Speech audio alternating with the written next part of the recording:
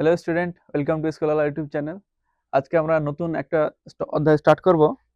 এটা হচ্ছে মৌল যৌগ রাসায়নিক বিক্রিয়া। এটা তোমার চারটে পার্ট আছে, চারটে মতো পার্ট আছে। তার মধ্যে যেটা প্রথম পার্ট একদম পদার্থের প্রকৃতি, স্টেটস অফ ম্যাটার, সেটা সম্বন্ধে আজকে আমরা জানবো, একটু ডিটেলস জানবো। যেগুলো অথবা হয়তো দেখবে যে অনেক কিছু তোমাদের স্টার্টিং থেকে কিছু নেই। ক্লাস 8 এর সমস্যা হচ্ছে একটাই, যে একদম তোমাদেরকে মাঝে নিয়ে এসে ফেলে দিয়েছে এভাবে, যে ছোট ছোট কিছু দিয়ে দিয়েছে, পুরো কি ব্যাখ্যা ব্যাখ্যা করেনি। হয় ক্লাস 7 থেকে কিছুটা দিয়েছে, পরবর্তী থেকে কিছু দিয়েছে। তো আমরা সেই যেগুলো ছোট ছোট জিনিস দেওয়া আছে সেগুলো একটু একটু জাস্ট ডিটেলসে জানবো।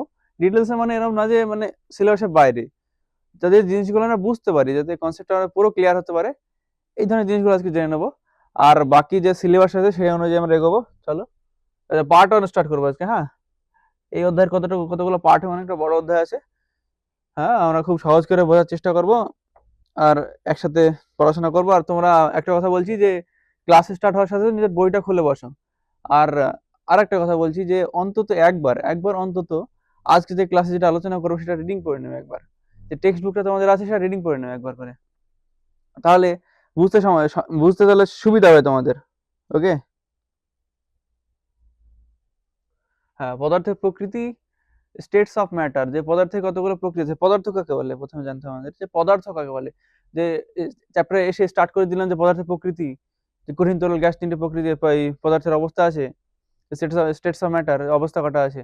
স্টেট মানে হচ্ছে অবস্থা, পদার্থের প্রকৃতি মানে কতগুলো পদার্থ আছে আমাদের চোখে কতগুলো পদার্থ দেখতে পাচ্ছি। তোমরা নিজের চোখে কতগুলো পদার্থ দেখতে পাও, যে সাধারণত আমাদের আশেপাশে বাড়ি ঘরে দৈনন্দিন জীবনে কতগুলো পদার্থ আমরা দেখতে পাই। একটা কি দেখতে পাই, যে কঠিন দেখতে পাই, একটা তরল, একটা গ্যাসীয়। যে আমরা যে মার্কারটা ধরে আছি, যে কলমটা ধরে আছি, এটা একটা কঠিন পদার্থ। এটা কি কি দিয়ে তৈরি, না প্লাস্টিক আর কিছু ফাইবার আর কিছু মেটাল দিয়ে তৈরি। তো ভারী আছে অনেকটা এটা। তো পদার্থের প্রকৃতিতে দেখবো যে পদার্থ, আর প্রথমে দেখবো যে পদার্থ কাকে বলে আমরা। এই চ্যাপ্টারে যে পদার্থ হচ্ছে সেগুলোই যেগুলো আমরা সাধারণত চোখে দেখতে পাই, স্পর্শ করতে পারি, ফিল করতে পারি, অনুভব করতে পারি। কারণ গ্যাসও একটা পদার্থ, গ্যাসকে আমরা দেখতে পাই না। যে আশেপাশে আমার বায়ু আছে, নিঃশ্বাস গ্রহণ করছি, শ্বাস প্রশ্বাস নিচ্ছি, ছাড়ছি, বাস। যে বায়ুগুলো আমাদের অ্যাটমসফিয়ারে আছে, যে বায়ু আমাদের প্রতিনিয়ত চাপ দিচ্ছে, যে 1013 মিলিবার করে যে চাপটা দেয়, যেটা বলছিলাম ফার্স্ট চ্যাপ্টারে। তো সেটা কি, সেটা তো গ্যাস নাকি? গ্যাসকে তো আমরা দেখতে পাই না, কিন্তু দেখতে পাই না, কিন্তু ফিল করতে পারি না। তাহলে এটাও পদার্থের সংজ্ঞার মধ্যে এটাও আসবে, যে অর্থাৎ যে সমস্ত জিনিসগুলোকে আমরা ফিল করতে পারি সেগুলোকে আমরা পদার্থ বলবো। কারণ গ্যাসকে আমরা দেখতে পাই না, খালি ফিল করতে পারি। তো পথের ডেফিনেশন হচ্ছে এটা, যে পদার্থ বা ম্যাটার, ইংলিশে ম্যাটার বলে এটাকে। আর সবসময় আমরা ইংলিশ টার্মিনোলজি গুলোকে খেয়াল রাখবো, দৈনন্দিন জীবনে খুবই ইউজ হবে এগুলো। দেখা যাচ্ছে কোথাও পদার্থ না লিখে ম্যাটার লেখা আছে, তুমি কিছু বুঝতে পারলে না কি লেখা আছে, পরীক্ষা হলো যে ম্যাটার কাকে বলে। তো হ্যাঁ, পদার্থ ইংলিশে তো ম্যাটার। আমাদের চারপাশে যা কিছুর ভর আছে, সমস্ত কিছু জিনিসের ভর আছে, ভর ছাড়া কোনো জিনিস সম্ভব না। ভর হচ্ছে একটা বস্তুর, একটা জিনিসের, একটা পদার্থের ইউনিভার্সাল প্রপার্টি। প্রত্যেকটা জিনিসের ভর আছে, যার অস্তিত্ব আছে তার ভর আছে। তোমার অস্তিত্ব আছে, নিশ্চয় তোমারও ভর আছে। গ্যাসের অস্তিত্ব আছে, ওরও ভর আছে। ভর ছাড়া অস্তিত্ব সম্ভব না। কিন্তু আরেকটা ইলেকট্রোস্ট্যাটিকে, ইলেকট্রোস্ট্যাটিক না, ওটা স্ট্যাটিক চার্জে যেটা পড়ছিলাম, মানে স্থির তড়িতে যেটা পড়ছিলাম নাকি, না পদার্থ কোনো জিনিস ভর ছাড়া হতে পারে না, কিন্তু কোনো জিনিস চার্জ ছাড়া থাকতে পারে। চার্জ, চার্জ মানে আধান, ইলেকট্রন প্রোটন ওর উপর না থাকতেই পারে, নিউট্রাল থাকতে পারে বস্তুটা, কিন্তু ওর ভর থাকে। ভর হচ্ছে ইউনিভার্সাল প্রপার্টি। তাই প্রত্যেকটা জিনিসের, প্রত্যেকটা পদার্থ যাই কিছু থাক না কেন, ভর থাকবেই। নাকি আমাদের সংজ্ঞা হচ্ছে আমাদের চারপাশে যা কিছুর ভর আছে, আয়তন আছে, আয়তন আছে। এই যে আয়তন আছে, আয়তন বলতে গেলে এখানে তরল পদার্থের কথা বলা হচ্ছে। তাহলে বলবে গ্যাসীয় পদার্থ তো নির্দিষ্ট আয়তন নেই। হ্যাঁ, একটু বললাম, যাদেরকে ফিল করতে পারে তাকে পদার্থ বলে, যাদেরকে আমরা ফিল করতে পারি, অনুভব করতে পারি, চোখ বন্ধ করে, চোখ খুলে, যা করে হোক। এই যে স্কিন আছে, আমাদের 5টা ইন্দ্রিয় আছে তো, কি ত্বক, কান, জিভ, নাক আর কি মস্তিষ্ক, যে 5টা ইন্দ্রিয় আছে আমাদের, সবাই জানি, আমরা লাইফ সায়েন্সে পড়ে এসেছি এগুলো। তো 5টা ইন্দ্রিয় দিয়ে যাদেরকে অনুভব করতে পারি, অর্থাৎ কি লেখা আছে, যে আমরা যাদের অনুভব করতে পারি বা চোখে দেখতে পাই, অর্থাৎ ইন্দ্রিয় গ্রাহ্য। ইন্দ্রিয় গ্রাহ্য মানে হচ্ছে ইন্দ্রিয় দ্বারা ওদেরকে আমরা কি ডিটেক্ট করতে পারি, বা ও যে উপস্থিতি, আমি যে তোমার সামনে দাঁড়িয়ে আছি, এটা কিভাবে বুঝতে পারছো তুমি? না চোখ দিয়ে দেখতে পাচ্ছ। দেখা যাচ্ছে তোমার পিছন থেকে পিছনে কেউ দাঁড়িয়ে আছে, সে তো বুঝতে পারবে না, দেখতে পাবে না। যদি তোমার গায়ে স্পর্শ করে, তাহলে কি দিয়ে বুঝতে পারলে? না স্কিন দিয়ে বুঝতে পারলে। ইন্দ্রিয় তো একটা না, ও কারণে বলছে ইন্দ্রিয় গ্রাহ্য, মানে ইন্দ্রিয় দ্বারা যার উপস্থিতি আমরা বুঝতে পারি সেটাকে বলে ইন্দ্রিয় গ্রাহ্য পদার্থ। যে এবং যাদের জাড্য ধর্ম বর্তমান, এটা খুব ইম্পর্টেন্ট পয়েন্ট, একটা জাড্য ধর্ম বর্তমান। জাড্য ধর্ম মানে হচ্ছে সবাই জেনে এসেছি যে প্রত্যেকটা বস্তু তার নিজের যে অবস্থা দুটো ভাগে ভাগ করবো না, কোন না এই অবস্থাটা কোন দুটো ভাগে ভাগ করবো না, একটা স্থির অবস্থা, একটা গতীয় অবস্থা। গতীয় অবস্থা মানে কোনটা, না সমবায় গতিশীল অবস্থায়, সরলরেখা বরাবর। তো ওই বস্তুর অবস্থা যদি আমরা পরিবর্তন করি বা করার চেষ্টা করি, ওই বস্তুটা তার নিজের অবস্থার মানে গতীয় অবস্থার বা স্থির থাকার অবস্থার কি বলে ওকে বাধা দেবে। তো ওই বাধা যে এই যে ধর্মটা না, সেটাকেই বলে তোমার জাড্য ধর্ম। ধরো তুমি শীতের সকালে শুয়ে আছো, তোমার মা এসে ডাকছে, তখন তুমি যদি সঙ্গে সঙ্গে উঠে যাও, হ্যাঁ ওই ওই 95% ক্ষেত্রেও হয় না, কিন্তু 5% বাদ দিতে হবে, ওরা ডিসিপ্লিন হয় খুব, ওদের কথা আলাদা, ডাকলে উঠে যায়। তো 95% ক্ষেত্রে কেউ ওঠে না। কেন ওঠে না? না ভালো লাগে না, না কি তুমি চাইছো যে তোমার যে আপাতত যে স্টেটটা আছে, আপাতত যে স্টেটে তুমি আছো নাকি শুয়ে আছো, কম্বলের নিচে শুয়ে আছেন, না বিছানা গরম আছে, উঠতে ইচ্ছা করছে না, এই যে তুমি যে বাধা দিচ্ছ জিনিসটা তোমার যে স্টেটটা পরিবর্তনের, মানে তুমি যে বিছানা ছেড়ে উঠে আসতে অনিচ্ছা প্রকাশ করছো উঠে আসার, এটাকে জাড্য বলে এক ধরনের। ওটাকে জাড্য বলে এক ধরনের, না ওটাকে জাড্য বলে। তো যাদের জাড্য ধর্ম বর্তমান মানে তুমি একটা পদার্থ, যেটা বলতে চাইছি, যারা নিজের আকার ও আয়তন পরিবর্তনে বাধা দেয় তাদের পদার্থ বলে। আকার আয়তন পরিবর্তনে, এই যে পেনটা, এই যে মার্কারটা ধরে আছে, এটা আকার পরিবর্তন করে দেখি, বাধা দেবে কিন্তু। হ্যাঁ, অনেক বল প্রয়োগ করলে এটা হয়ে যেতে পারে, ঠিক আছে, হ্যাঁ হতেও পারে, হবেও, আমি করতে পারবো সেটা। কিন্তু এটা তুমি এর আকার যখন পরিবর্তন করবে তখন কিন্তু বাধা দেবে। কিন্তু কঠিন পদার্থের না আয়তন পরিবর্তন করা খুবই মুশকিল, মানে আয়তন পরিবর্তন হয় না, সম্ভবই না। ঠিক তরল পদার্থের ক্ষেত্রেও তরলকে দেখে মনে হতে পারে না এই যে নাড়াচাড়া হচ্ছে, এদিকে ওদিকে যাচ্ছে, ওর কোনো নির্দিষ্ট আকার নেই, আয়তন আছে কিন্তু। তা ওর নাকি আয়তন আমরা পরিবর্তন করতে পারবো, কিন্তু তরল পদার্থের আয়তন পরিবর্তন করা যায় না, খুবই খুবই খুবই কদাচিৎ পরিমাণ হয়, খুবই হালকা পরিমাণ আয়তন পরিবর্তন হয়। আর আয়তন পরিবর্তনে বাধা দেয় বলছে। আর গ্যাসীয় পদার্থের কোনো আয়তন হয় না, কিন্তু তুমি একটা সিলিন্ডারে যে এলপিজি যে সিলিন্ডার গুলো আসে, লিকুইফাইড পেট্রোলিয়াম গ্যাস যেটা আসে তোমাদের বাড়িতে রান্না করি, সবাই তো সাধারণত বাড়িতে রান্না করি গ্যাসে, অনেকে চুলাতে রান্না করে, ঠিক আছে। তো যে গ্যাসগুলো হয়, বা অক্সিজেন সিলিন্ডার, যেটা হসপিটালে যে অক্সিজেন সিলিন্ডার দেয়, ওখানে কিন্তু প্রচুর চাপে ওকে ওই সিলিন্ডারের মধ্যে ভরা হয়। ও অক্সিজেন ওই নিজে অক্সিজেনের নিজের নিজে ইচ্ছা হয় না যে আমি ওই সিলিন্ডারের এসে মধ্যে এসে ঢুকে বসে থাকবো, বা অত একটা ছোট্ট একটা সংকুচিত জায়গায় এত বড় যে সিলিন্ডার গুলো হয় ওখানে এসে থেকে যাব। এত পুরো পৃথিবী এত ফাঁকা জায়গায় থাকতে ওখানে কেন থাকতে হবে? তো ওকে থাকানোর জন্য কি করতে হবে, না চাপ প্রয়োগ করতে হবে একটা। তাহলে কি বলছে, না আয়তন পরিবর্তনে বাধা দেয়, তাহলে চাপ প্রয়োগ করতে হচ্ছে, মানে নিশ্চয়ই বল প্রয়োগ করতে হচ্ছে। চাপ প্রেসার ইকুয়াল টু কি এফ বাই এ, একক ক্ষেত্রে বলে এবার প্রযুক্ত বলকে চাপ বলা হয়, তাহলে বল প্রয়োগ করতে হচ্ছে নিশ্চয়ই। তো ওটাকেই বলছে যে আয়তন পরিবর্তনে বাধা দেয় তাদের পদার্থ বলে। তো কি, না আমাদের চারপাশে যে সমস্ত যা কিছুর ভর আছে, আয়তন আছে, আমরা যাদের অনুভব করতে পারি, যা চোখে দেখতে পাই, অর্থাৎ ইন্দ্রিয় গ্রাহ্য, যাদের জাড্য ধর্ম বর্তমান, যারা নিজের আকার ও আয়তন পরিবর্তনে বাধা দেয় তাদের পদার্থ বলা হয় বা ম্যাটার বলে। পদার্থ ভৌত অবস্থা অনুসারে কি লিখে যাবে, না ভৌত অবস্থার পদার্থের ভৌত অবস্থার প্রকারভেদ, এখানে কমা দিতে হবে একটা, এই লাইনটা একটু থেমে হবে।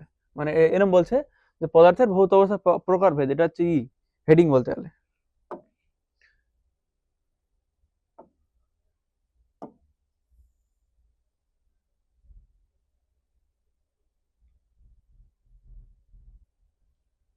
এটা হেডিং। হুম। তো পদার্থের ভৌত অবস্থা অনুসারে সাধারণত তিন প্রকার। ভৌত অবস্থা কেন বলছি, না পদার্থের দুটো অবস্থায়, রাসায়নিক অবস্থায়, ভৌত অবস্থা, দুটোই হয়। তো রাসায়নিক ধর্ম আমরা পরে পড়বো, কি রাসায়নিক ধর্ম কি, না কাকে বলে, কি পরিবর্তন হয়, সব আসছে পরে আসছে। তো ভৌত অবস্থা অনুসারে তিন প্রকার হয়। ভৌত অবস্থা মানে কি, ভৌত সেদিন বলছিলাম যে ভৌত কতগুলো প্রক্রিয়া হয়, যে গলন, স্ফুটন, সবগুলো সব ভৌত প্রক্রিয়া। বাষ্পীভবন, ভেপারাইজেশন, গলন, মেল্টিং, আর তোমার কি বলে স্ফুটন হচ্ছে boiling, boiling point, melting point সব পড়ছিলাম। কঠিনীভবন, হ্যাঁ ঊর্ধ্বপতন পড়ছিলাম সব। তো ওগুলোর প্রত্যেকটা ভৌত প্রক্রিয়া। ভৌত প্রক্রিয়া মানে কি, আমরা যেগুলো সাধারণ দৈনন্দিন জীবনে দেখতে পাই, চোখে দেখতে পাই বা চোখে দেখতে পাই না, ফিল করতে পারি, যেগুলো আমরা হাতে কলমে করতে পারি, সেগুলো গেলো ভৌত। আর রাসায়নিক আর ভৌত মানে আরেকটা বলি, যে ভৌত মানে তোমারই ওই পদার্থটা নতুন কোনো পদার্থতে পরিণত হবে না, এটা হচ্ছে ভৌত জিনিস। ভৌত পরিবর্তনে কি হয়, পদার্থে তো ভৌত পরিবর্তন দেখবো আমরা একটু পরে। তো ভৌত যে অবস্থার কথা বলছি, না ভৌত অবস্থাতে কি হবে, না অন্য কোনো নতুন কিছু উৎপন্ন হবে না, ওই সেম জিনিসই থাকবে। মানে এর আণবিক স্তরে যে অণু পরমাণু আছে, সেখানে কোনো চেঞ্জ হবে না, সেখানে সেই পরিবর্তনকে বলে তোমার ভৌত পরিবর্তন। তো ভৌত অবস্থা হচ্ছে অনুসারে কি ভাগ করা হয়, না কঠিন, তরল আর গ্যাসীয়তে ভাগ করা হয়। এই যে কঠিন, তরল, যে গ্যাসীয়, এদের যে ডেফিনেশন সেটাকে দেখি না আমরা, যে কঠিন পদার্থ না, কঠিন হচ্ছে সলিড, কঠিনের ইংলিশ হচ্ছে সলিড। যে পদার্থ নির্দিষ্ট আকার ও আয়তন থাকে এবং যার অণুগুলি খুব ঘনভাবে পরস্পরের কাছে সজ্জিত থাকে তাকে কঠিন পদার্থ বলে। আর কি না, দুটি অণুর মধ্যে আন্ত আণবিক আকর্ষণ বল খুব বেশি হয়। উদাহরণ লোহা, লোহা কমা ইট, কাঠ, কাঠকয়লা ইত্যাদি, চিনি, লবণ, সবকিছু। লবণ না, লবণ ওই সরি, যেগুলো কঠিন পদার্থ ছিল কি না, লোহা, পাথর, ইট, কাঠ। কঠিন পদার্থের মধ্যে এটা হচ্ছে ইম্পর্টেন্ট পয়েন্ট একটা, যে আন্ত আণবিক আকর্ষণ বল খুব বেশি হয় এদের। আন্ত আণবিক আকর্ষণ বল খুব বেশি। আন্তঃআণবিক আকর্ষণ বল হচ্ছে দুটো অণুর মধ্যে যে আকর্ষণ বল, এই যে দুটো অণু আঁকছে পদার্থের, ধরো এই যে বরফ আছে, এখানে বরফ আছে, এটাতে বরফের একটা খণ্ড, একটা আইস কিউব, এটা প্রত্যেকটা এক একটা আইস কিউব। না এখানে বড় করে দেখিয়েছে না কি, জলের যে অণুগুলো আছে, জলের অণু হচ্ছে H2O, সবাই জানি আমরা H2 হচ্ছে হাইড্রোজেন, দুটো হাইড্রোজেন থাকে, একটা অক্সিজেন থাকে, তাই হাইড্রোজেন অক্সাইড বলা যেতে পারে এটাকে। তো হচ্ছে H2O, যে এখানে যে জলের যে পরমাণুগুলো আছে, অণুগুলো, এটা জলের, এটা পুরোটা একটা অণু, হ্যাঁ। আর পরমাণু হচ্ছে দুটো হাইড্রোজেন, এটা হচ্ছে পুরোটা একটা অণু, H2O একটা অণু। আর পরমাণু কি আছে না, অক্সিজেন আছে পরমাণু, দুটো হাইড্রোজেন পরমাণু আছে এখানে। তো এই যে জলের যে পরমাণুগুলো আছে, এদের মধ্যে বন্ড আছে, ওই বন্ডটা কি এরকম দেখতে হয়, ডিটেলসে পরে দেখবে, এরকম দেখতে হয়। হাইড্রোজেনটা মনে জাস্ট দেখে রাখো, হাইড্রোজেন H2O দেখতে এরকম হয়, জলের এটা স্ট্রাকচারটা এরকম হয়। তো এদের যে যে যে দূরত্ব আছে আন্তঃআণবিক, মানে এই যে অক্সিজেন থেকে হাইড্রোজেনের যে যে যে বন্ডটা এঁকেছি আমরা, যে বন্ধনটা এঁকেছি, এখানে যে দাগটা দিয়েছি, এই যে দূরত্ব যখন কঠিন থাকবে, কঠিন অবস্থা যখন থাকবে, যখন বরফ অবস্থা থাকে, তখন এই দূরত্ব সবচেয়ে কম হবে, খুবই কাছাকাছি থাকবে এদের মধ্যে। তাই আন্তঃআণবিক আকর্ষণ বল খুব বেশি না কেন, খুবই কাছাকাছি আছে নিশ্চয়ই। আর নিশ্চয়ই কাছাকাছি কেন, কাছাকাছি থাকছে কেন, আকর্ষণ বল আছে বলে থাকছে না। যদি বিকর্ষণ করে, যদি নাই পছন্দ হয় একটা অণুকে আর একটা অণু যদি নাই পছন্দ হয়, তাহলে ওরা কাছাকাছি কেন থাকতে যাবে? তাই নিজের কাছাকাছি, ওরা একে অপরের কাছাকাছি এই কারণে থাকছে না, ওদের আন্তঃআণবিক আকর্ষণ বল খুব বেশি হয়। আর লোহা, লোহার পরমাণুগুলো তো এই যে জলের কিউব তুমি হাতুড়ি দিয়ে ভাঙতে পারো, কিন্তু লোহা তো ভাঙতে পারো না, লোহার আন্তঃআণবিক আকর্ষণ বল আরো বেশি হয়। ইট, পাথর, লোহা সবকিছু হচ্ছে কঠিন পদার্থের উদাহরণ।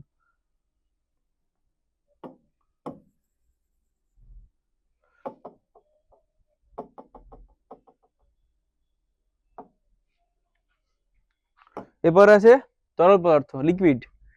হ্যাঁ, এর আগের দিন প্রবাহী পড়ছিলাম আমরা। এই লিকুইডকে প্রবাহী মানে ফ্লুইড, ফ্লুইড হচ্ছে প্রবাহী।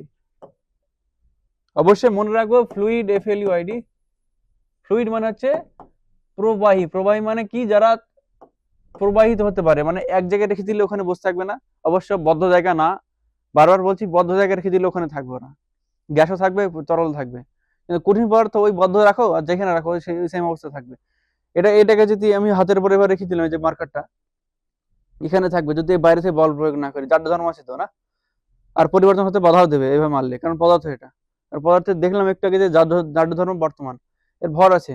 তো হচ্ছে এ প্রবাহমান হচ্ছে না, মানে এভাবে যদি যে কাজ করছে হাতটা, তাও দেখো পড়ে যাচ্ছে না, বা এটা এইখান থেকে এই পার্টটা সরে চলে গেল না, বা বেঁকা হয়ে যাচ্ছে না, ওর শেপ সেম আছে, আয়তনও সেম আছে না, কেন এটা কঠিন পদার্থ করে না, আন্তঃআণবিক আকর্ষণ বল খুব খুব বেশি।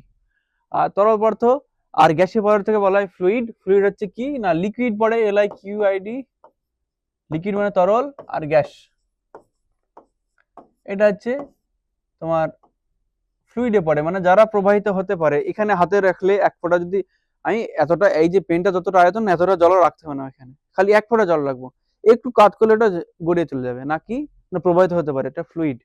তো কি আছে লিকুইডের উদাহরণ, এই সরি সংজ্ঞাটা হচ্ছে, যে পদার্থ নির্দিষ্ট আকার আয়তন থাকে, সরি আয়তন থাকে কিন্তু নির্দিষ্ট আকার থাকে না।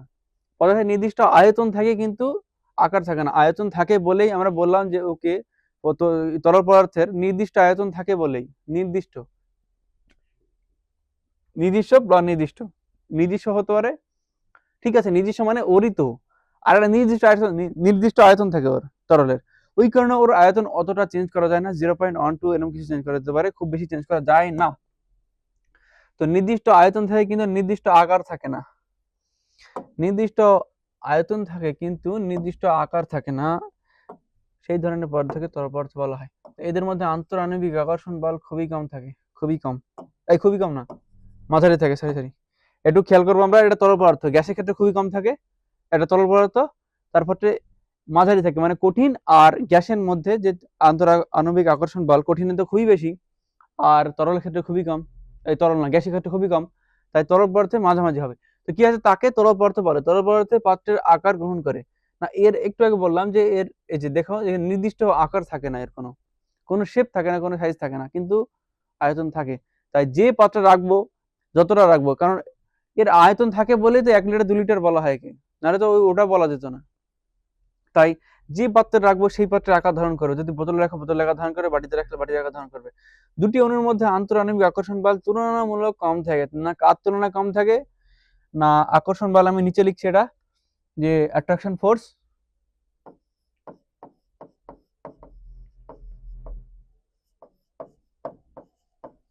অ্যাট্রাকশন লিখলাম খালি, অ্যাট্রাকশন কম থাকে কার তুলনায়, না সলিডের তুলনায়। কিন্তু গ্যাসের তুলনায় অনেক বেশি থাকে, তাই আমি দুটো গ্রেটার দ্যান দিচ্ছি, গ্যাস লিখছি এখানে। এটা হচ্ছে লিকুইড হবে, আর লিকুইডকে আমি শর্ট ফর্মে লিখছি LIQ। LIQ মানে হচ্ছে কি, না লিকুইড।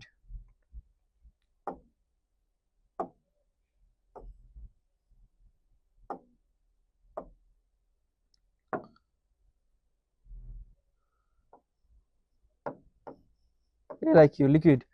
হ্যাঁ, উদাহরণ হচ্ছে কি, না জল, শরবত, দুধ, মিল্কশেক লিখে রেখেছি এখানে, লস্যি ইত্যাদি। এই লস্যি দন্তি ছয়জা ফেলে লস্যি হবে। একটু খেয়াল রাখবো জিনিস, বানানগুলোকে আমরা খেয়াল রাখবো, যদি ভুল থাকে ওটা ঠিক করে নেবো আমরা। বানান ভুল থাকলে পরীক্ষাতে বানান ভুল লাগলে কিন্তু নাম্বার কেটে দেওয়ার ভয় আছে। ওকে, তাই জল, শরবত, লস্যি, মিল্ক, তুমি যে ভাতের যে ফ্যানটা আছে সেটাও হতে পারে। যে কোনো কিছু তরল পদার্থ হলে হবে, তরল পদার্থ উদাহরণ যে কোনো, তুমি যে কোনো দুধ থেকে শুরু করে সবকিছু। নেক্সট আছে গ্যাসীয় পদার্থ। গ্যাসীয় পদার্থ বা গ্যাস বলে, একটু বলছিলেন এই সময় আলোচনা করেছি অলরেডি, যে কি না গ্যাস হচ্ছে ফ্লুইডের মধ্যে পড়ে, প্রবাহমান, অর্থাৎ এটা প্রবাহিত হতে পারে। তাহলে এটাকে ফ্লুইড বলা হবে। অবশ্যই ফ্লুইড লিখবো আমরা, FLUID। ফ্লুইড মানে হচ্ছে প্রবাহ, প্রবাহী।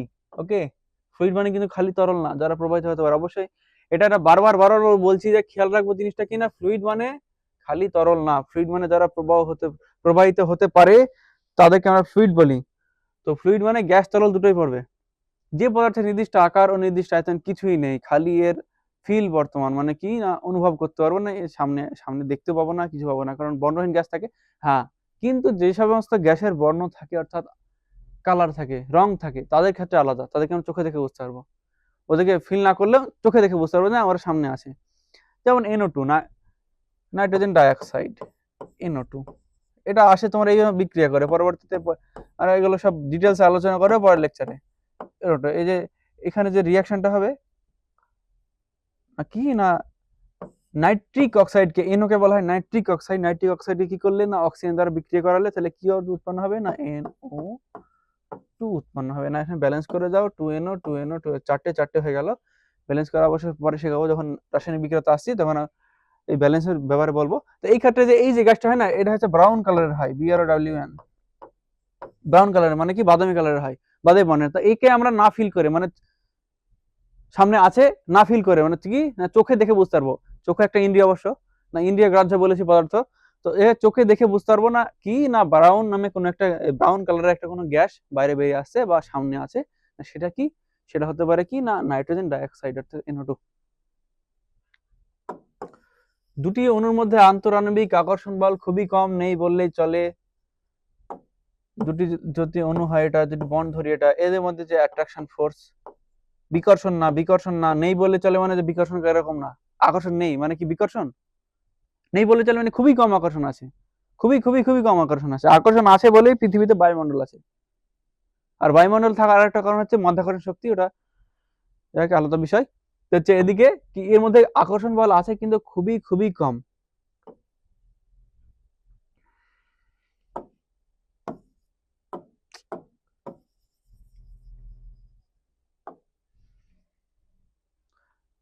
আর একটা কি না, গ্যাস যে পাত্রে রাখা হয় ওই পাত্রের পুরো, যে গ্যাস পাত্রের পুরো অংশ দখল করে এবং সহজে ছড়িয়ে যায়। অর্থাৎ আচ্ছা, যে পাত্রে রাখবো সেই পাত্রের,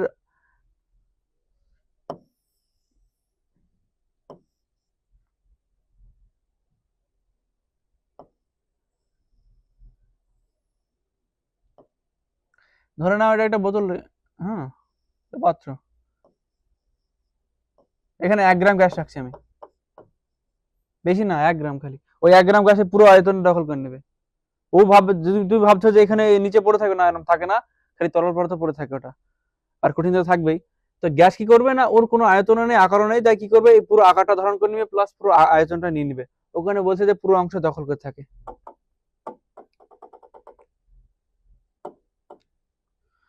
হ্যাঁ, এই যে মানে আন্তরাণবিক আকর্ষণ বল খুবই কম, ওই কারণে গ্যাসীয় পদার্থ। আসছে 1 মিনিট। পদার্থের ভৌত অবস্থা,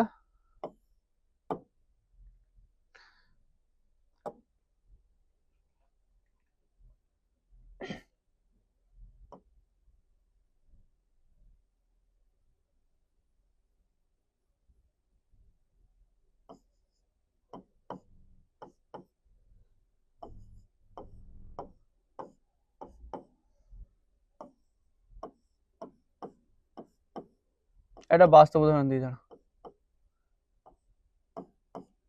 এটা তো তোমাদের ক্লাসের কোনো একটা মেয়ে ধরো, রিয়া। হ্যাঁ, এটা তুমি, রিউ, এটা সামন।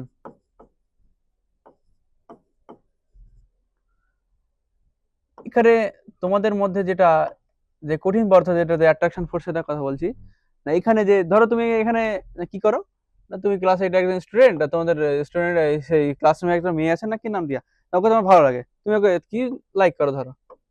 তো লাইক করো তুমি, এখানে কি হবে, এতে তোমার আর যে রিয়ার মধ্যে যে অ্যাট্রাকশন ফোর্স সেটা অনেক বেশি হবে।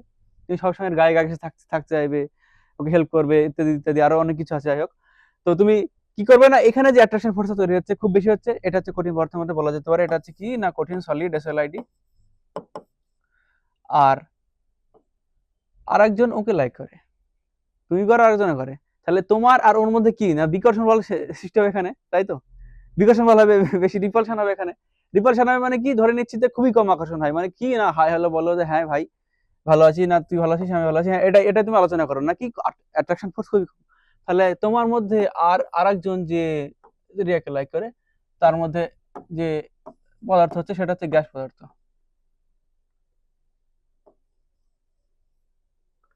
তার মধ্যে অ্যাট্রাকশন ফোর্স একদমই নেই। আর এদের মধ্যে এই দুজনের মধ্যে যেটা, ওকে, আর এই যে দুটোর গ্যাস আর সলিডের মধ্যে যে পদার্থটা আছে সেটা লিকুইড পদার্থ, যাদের অ্যাট্রাকশন ফোর্স থাকে বাট কম থাকে সলিডের তুলনায়, গ্যাসের তুলনায় অনেক বেশি থাকে। আচ্ছা, পদার্থের অবস্থার পরিবর্তন, ভৌত অবস্থার কি লেখা আছে না, পদার্থের অবস্থার পরিবর্তন কোন পদার্থের ভৌত অবস্থার উপর, কি লিখেছে, পদার্থের অবস্থার পরিবর্তন কোন পদার্থের ভৌত অবস্থার উপর নির্ভর করে। পদার্থের সাধারণ উষ্ণতা ও প্রবণ বায়ুমণ্ডলীয় চাপের উপর, অর্থাৎ এটা বলতে চাইছে যে পদার্থের ভৌত অবস্থার পরিবর্তন, পদার্থের অবস্থার পরিবর্তন, যে পদার্থ যে কঠিন থেকে তরল, সলিড থেকে লিকুইড, লিকুইড থেকে গ্যাস হচ্ছে, এই যে ভৌত অবস্থার পরিবর্তন, এটা কি করে না সাধারণ উষ্ণতা আর প্রমাণ বায়ুমণ্ডলীয় চাপের উপর নির্ভর করে।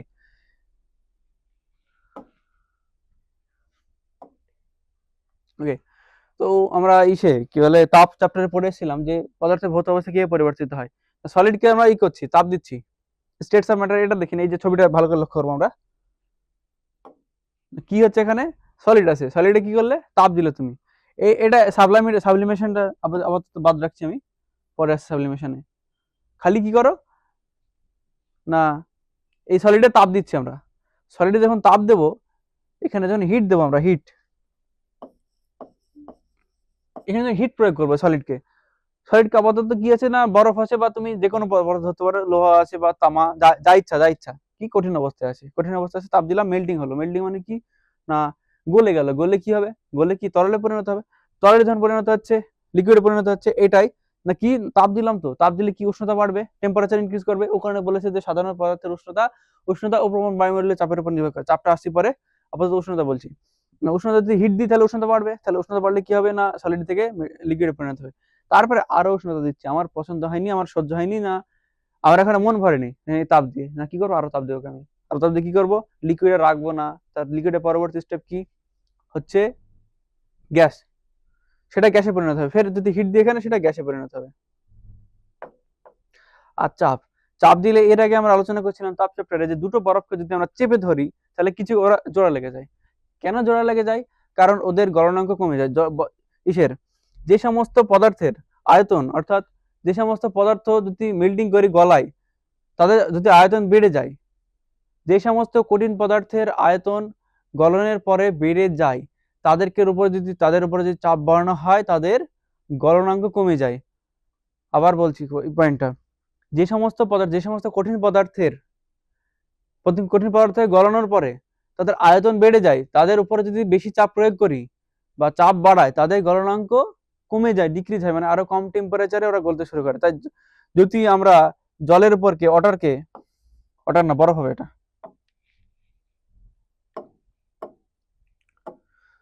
যদি আমরা বরফকে আইস প্রেসার দিচ্ছি পি না কত দিলাম না 2 atm। এটিএম মানে পুরো আমরা পড়ে এসেছি এর আগেও, তাও বলছি নাকি এটিএম মানে হচ্ছে অ্যাটমসফিয়ারিক প্রেসার। কতটা প্রেসার দিচ্ছি না 2 atm, মানে 1 atm প্রেসার আমাদের চারপাশে যেটা দেয় আমরা সহ্য করতে পারি, সেটা হচ্ছে 1 atm প্রেসার, 1013 মিলিবারের সমান। 2 atm প্রেসার দিচ্ছি মানে কি 1 atm বাড়ালাম।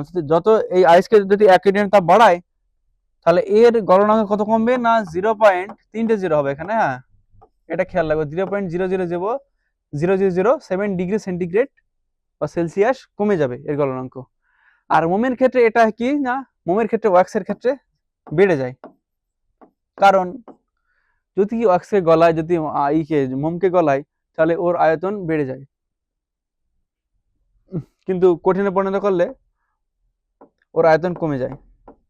আর জলের ক্ষেত্রে কি হয়, জলের ক্ষেত্রে যদি তরলে পরিণত করি তাহলে আয়তন কমে যায়, আর তরলে পরিণত করলে আয়তন কমে যায়, আর কঠিনে পরিণত করলে আয়তন বেড়ে যায়।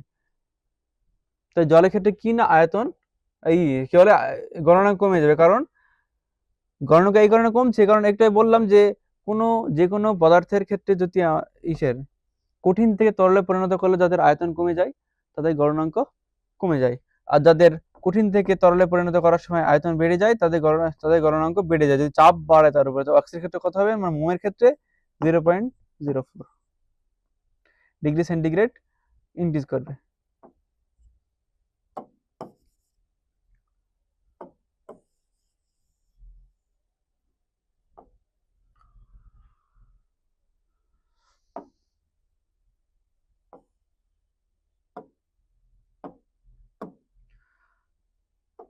হ্যাঁ, পদার্থের যে তিনটে অবস্থা পড়ছিলাম, যে কঠিন, তরল, gas, solid, liquid and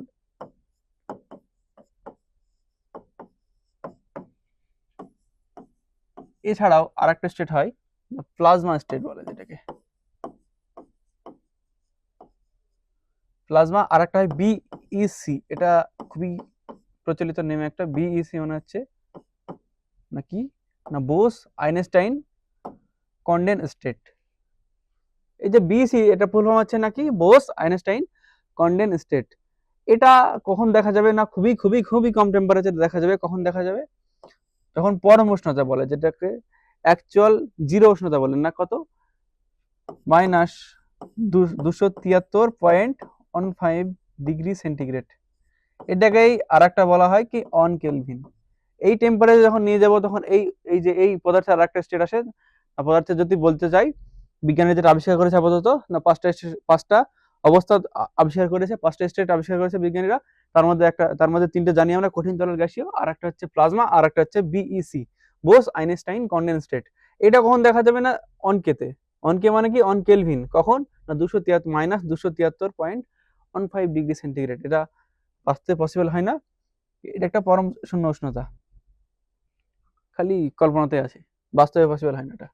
R plasma তখন দেখা যায়, প্লাজমা হচ্ছে পদার্থের চতুর্থ অবস্থা বলে এটাকে। এটা কখন দেখা যায়, তুমি এক কাজ করো,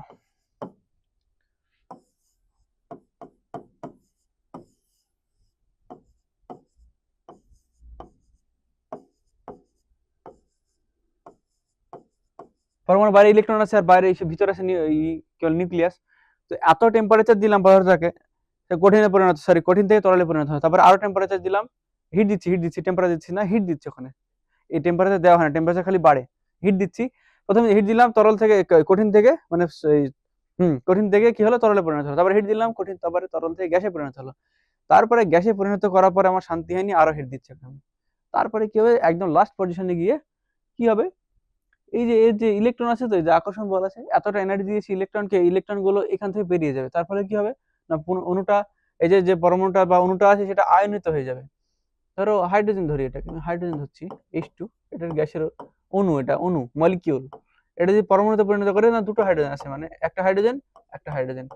এইটা যখন ইলেকট্রন ছেড়ে দেবে না, তখন H প্লাস হয়ে যাবে ওটা, কারণ নিউক্লিয়াসকে প্লাস দ্বারা প্রকাশ করা হয়, ইলেকট্রনকে মাইনাস দ্বারা প্রকাশ করা হয়। ক্যাটায়ন অ্যানায়ন আমরা দেখে এসেছি না, কিসে পরিণত হয়েছে, ক্যাটায়নে পরিণত হয়েছে। এই ক্ষেত্রে যে ইলেকট্রনটা বাইরে চলে আসে, এই যে অতিরিক্ত টেম্পারেচারে কোনো পরমাণু যখন তার ইলেকট্রন ছেড়ে দিয়ে যে স্টেটে পরিণত হয়, সেটাকে বলা হয় তার প্লাজমা স্টেট।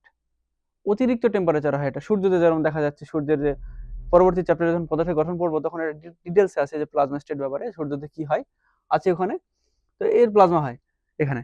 তো প্লাজমা আরেকটা ক্ষেত্রে হয় যখন ইলেকট্রিক স্টার, দুটো ইলেকট্রিক তার নিলাম, হাই ভোল্টেজে নিয়েছি দুটো ইলেকট্রিক তারকে, এই দুটো ধরো ইলেকট্রিক তার, ধরো এই যে দুটো মার্কার, হাই ভোল্টেজ নিয়ে এসেছি, দেখবে যখন কাছে ঠেকাতে হবে না আমাদেরকে, যখন কাছে নিয়ে আসবো, এটা হাই ভোল্টেজ হতে হবে, কিন্তু অনেকটা হাই ভোল্টেজ, 1,00,000 ভোল্টেজ এরকম কিছু, যাই হোক। তো এখানে যখন নিয়ে আসবো না কাছে, তখন এই ঠেকাতে হবে না, তখন এখানে একটা কি, একটা স্ফুলিঙ্গ উৎপন্ন হবে, স্পার্ক উৎপন্ন হবে। ওই যে স্পার্ক যেটা দেখতে পাবো না, আলো, ওই যে স্টেট যেটা আসছে এখানে, যে স্ফুলিঙ্গটা উৎপন্ন হবে, ওই স্টেটটা হচ্ছে প্লাজমা স্টেট বস্তুর। বিসি খালি জেনে রাখো, বোস আইনস্টাইন কন্ডেন্স স্টেট। আর এটা হয় একদম খুবই খুবই খুবই কম টেম্পারেচারে, পরম শূন্য উষ্ণতা 273.15 ডিগ্রি সেন্টিগ্রেড বা অন কেলভিনে। ঊর্ধ্বপতন, ঊর্ধ্বপতন বা সাবলিমেশন, যেখানে এটা দেওয়া আছে যে কিছু কিছু পদার্থ আছে আমাদের, খালি যে এরকম কিছু আমরা কি দেখাচ্ছি সাধারণ লাইফে, দেখাচ্ছি যে কি না, বরফকে তাপ দিলে জলে পরিণত হচ্ছে, জলকে তাপ দিলে বাষ্পে পরিণত হচ্ছে। কিছু কিছু পদার্থ আছে তাদেরকে তাপ দিলে ওই জল অবস্থাটা, মানে তোদের তরল যে অবস্থাটা, লিকুইড অবস্থাটা নাই, ওদের ওটা নাই, ওদের অ্যাকচুয়ালি ওই অবস্থাটা ওদের নাই। তাহলে কি হবে না, কি ও তো লিকুইডে পরিণত হতে পারবে না, কি তার পরবর্তী কি অবস্থা আছে, গ্যাস, গ্যাস আছে। তো কি করবে না, তুমি যদি তাপ দাও ওকে, ও ডিরেক্ট লিকুইডে পরিণত না হয়ে যখন গ্যাসে পরিণত হবে, এই যে ভৌত অবস্থা, এই যে ভৌত ধর্ম, এটাকে বলা হয় ঊর্ধ্বপতন, এই যে ঘটনাকে বলে ঊর্ধ্বপতন, এটা সাবলিমেশন বলা হয় ইংলিশে। তো সাবলিমেশন আসছি যে এই যে এখানে যেটা হচ্ছে, হিট দিচ্ছি, ডিরেক্ট কি হলো না, হিট দেওয়ার ফলে ডিরেক্ট সাবলিমাইন হয়ে গ্যাসে পরিণত হলো, এই ঘটনাটাকে বলে সাবলিমেশন বা ঊর্ধ্বপতন। হ্যাঁ, ঊর্ধ্বপতন বা সাবলিমেশন, কোনো কঠিন পদার্থকে যখন তার তরল অবস্থায় না গিয়ে সরাসরি বায়বীয় অবস্থায়, গ্যাসীয় অবস্থায় পরিণত হয়, তখন সেই প্রক্রিয়াকে বলা হয় ঊর্ধ্বপতন বা সাবলিমেশন। অর্থাৎ যে প্রক্রিয়ায় কোনো কঠিন পদার্থ তাপ শোষণ করে সরাসরি বাষ্পে পরিণত হয়, তাকে ঊর্ধ্বপতন বলা হয়। কর্পূর দিয়ে ঘর পরিষ্কার করা হয়। হ্যাঁ, এটা দেখবে তোমরা যখন কোনো দোকানে জামা কাপড় কিনতে যাও, তখন দেখবে একটা ঝাঁঝালো গন্ধ আছে, কিরকম একটা, মানে নাক জ্বলছে এরকম মনে হয়। তো ওই যে সেন্টটা আসে না, ওটা হচ্ছে কর্পূর। দোকানওয়ালাকে জিজ্ঞেস করে বলে যে কর্পূর দিয়ে পরিষ্কার করলাম ঘরটা, ওটা হচ্ছে কর্পূর। আর ন্যাপথালিন, ন্যাপথালিন তো সবাই চিনি, যে গোল গোল সাদা রঙের হয়, অবশ্য হলুদ হয়ে গেছে এটা,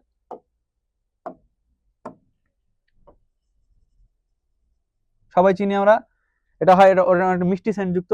আমরা যখন শীতকালে যখন কি বলে জামা কাপড় ইউজ করার পর যখন রেখে দিই গরমকালে, আবার তো ওই বাক্সে বা কোনো আলমারিতে দিয়ে রাখা, যাতে গন্ধ না হয়ে যায়। এটা মিষ্টি মিষ্টি একটা গন্ধযুক্ত হয়। ন্যাপথালিন, ন্যাপথালিন তৈরি হয় তোমার থেকে, কয়লা থেকে। আর কঠিন carbon dioxide, solid carbon dioxide, এটা দেখতে পুরো ইসের মতো, আইস। এটা ড্রাই আইসও বলা হয়, নাম, অপর নাম ড্রাই আইস। দেখতে পুরো আইস, কিন্তু আইস না, খেয়ে নিও না, জানে এই কার্বন ডাইঅক্সাইড সামনে দিলে আইস বলে একটু খেয়ে দেখি বলে, তাহলে সমস্যা হয়ে যাবে। হ্যাঁ, তো ড্রাই আইস দেখতে ড্রাই আইস, ওইভাবে বাষ্প হয়, কঠিন কার্বন ডাইঅক্সাইড ডিরেক্ট বাষ্প হয়ে যায়। কেন কঠিন কার্বন ডাইঅক্সাইড কিন্তু জলে পরিণত হয় না, ডিরেক্ট একদম দেখে মনে হয় সাদা ধোয়া উঠছে, দেখবে স্টেজে অনেক সময় পারফরমেন্স হয় না, কিন্তু দেখবে কি হয় না, ওখানে নিচে ধোয়া ধোয়া ধোয়া ধোয়া হয়ে যায়, ওটা উপরে আসে না, ওই নিচে চলে যায়। অনেক সময় এই সমস্ত জায়গায় সবসময় ইউজ করা হয় না, হয়তো কোনো কোনো জায়গাতে ইউজ করা হয়, কারণ কঠিন কার্বন ডাইঅক্সাইড CO2, তো আমাদের শ্বাসকার্য ক্রিয়ার জন্য, কি পরিচালনা করার জন্য কি লাগে, অক্সিজেন লাগে, O2 লাগে। এটাতে সমস্যা হতে পারে, তো ওই সমস্ত পারফরমেন্সে না ইউজ করা হতে পারে। জাস্ট উদাহরণ দিচ্ছি না, ওই টাইপের হয়। কঠিন কার্বন ডাইঅক্সাইড CO2, এটা বাতাসের সাথে ভারী হয়, তাই ও কারণে এটা জল যেন বাষ্প হয়ে যাচ্ছে না, উপরে চলে যাচ্ছে, এটা ওই ওরকম উপরে যায় না। ও কি করে, ডিরেক্ট যখন সাবলামাইন হয়, অর্থাৎ গ্যাসে পরিণত হয়, ও হালকা উপরে এসে নিচে যেতে থাকে, কারণ বাতাসের সাথে ভারী হয়। ওই স্টেজ পারফরমেন্স যেটা হয়, ওখানে যে ধোঁয়াগুলো তৈরি হয়, ওরম ওগুলো যেরকম ভাবে নিচে যেতে থাকে না, মানে একটু উপরে উঠেই নিচে পড়তে থাকে, কিন্তু ওটা উপরে উঠে চলে আসে না। এই টাইপের হয় কঠিন কার্বন ডাইঅক্সাইড। আর নিশা জল বা অ্যামোনিয়াম ক্লোরাইড, NH4Cl এটা সংকেত হয়, NH4Cl।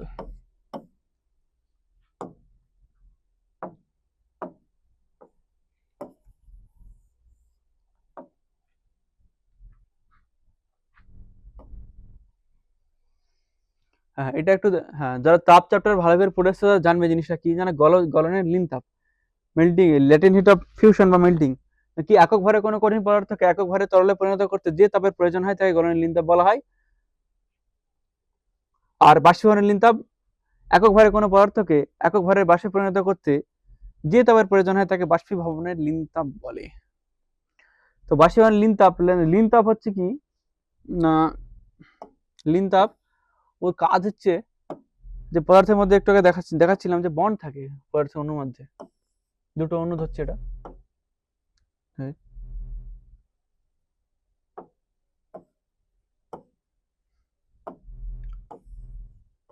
বন্ধন থাকে, তার ফলে কঠিন তরল গ্যাসীয় ওর উপর ডিপেন্ড করা হয়, কিন্তু যে বন্ধনটা কতটা শক্তিশালী কতটা কম শক্তিশালী তার উপর ডিপেন্ড করা হচ্ছে।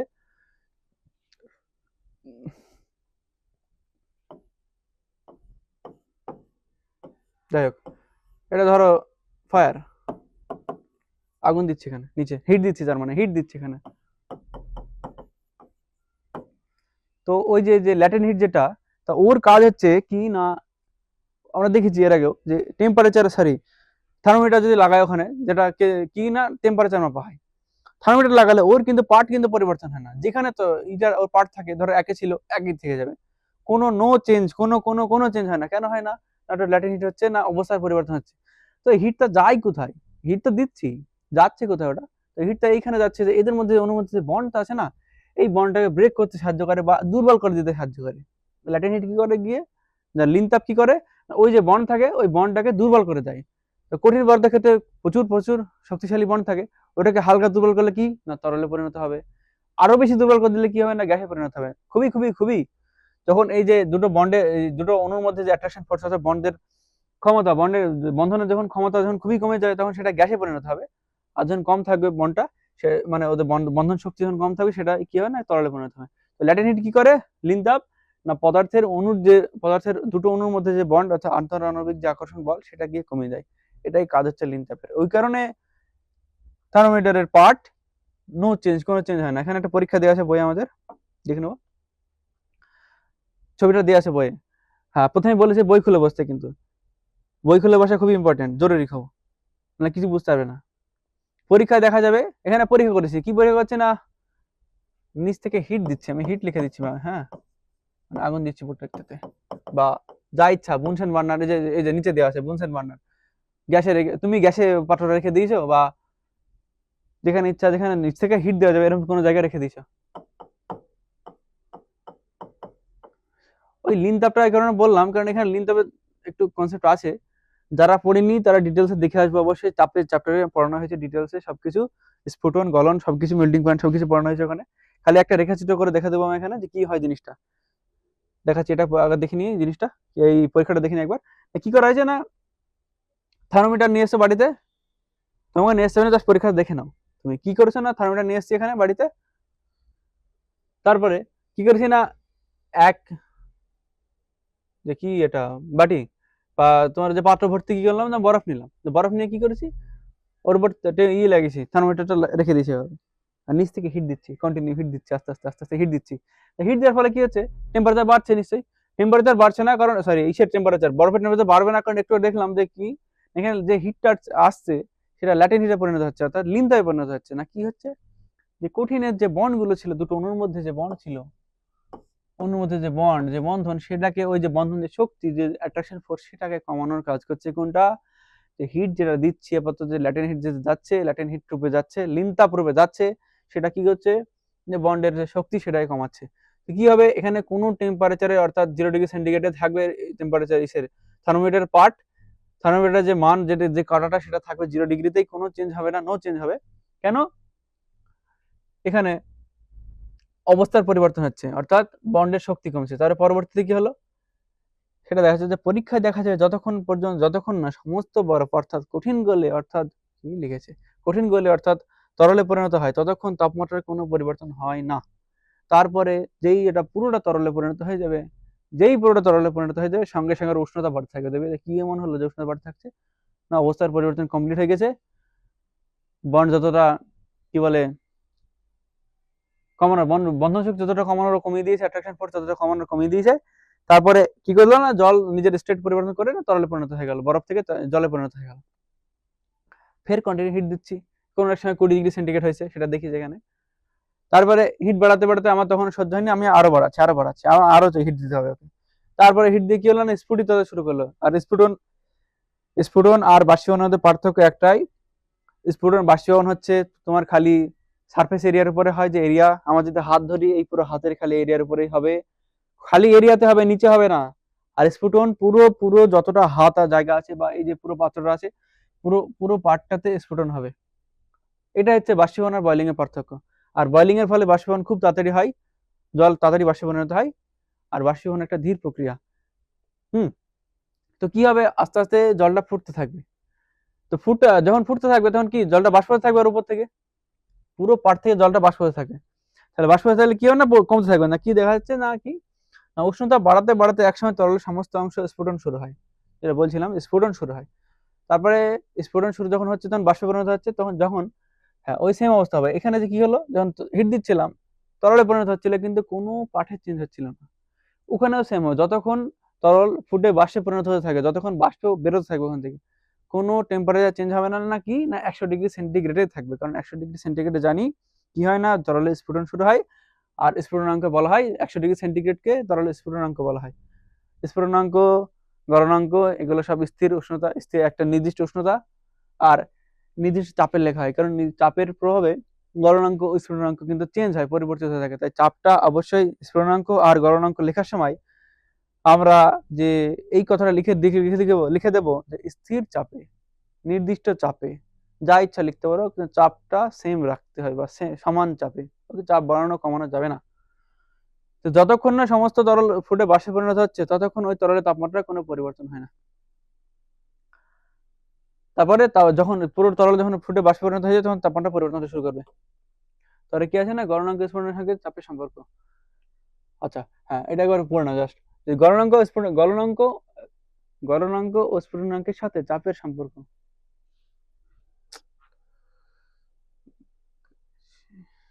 সরি,